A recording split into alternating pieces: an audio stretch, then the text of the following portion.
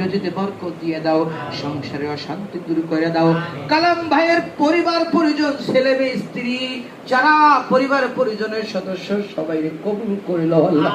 তার পিতা মাতা, দাদা দাদি, নানা নানি, শ্বশুর শাশুড়ি, আত্মীয় স্বজন যারা পৃথিবীর জমিন থেকে বিদায় হয়ে গেছে আল্লাহ, সবাই রে তুমি মাফ করে দাও।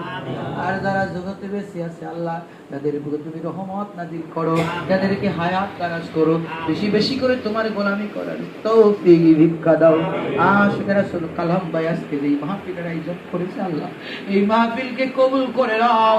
বিভিন্ন ধরনের ভুল গুলোকে মাফ করে কবুল আর মঞ্জুর করে ইহার ফায়েজ বরকত রহমত তুমি আমাদের সবার কলবে দান করে দাও আল্লাহ। একটু তাকায়া দেখো, প্রায় 38 জন ভাই তোমারে পাওয়ার জন্য কলবে তোমার সবক নিল মাওলা।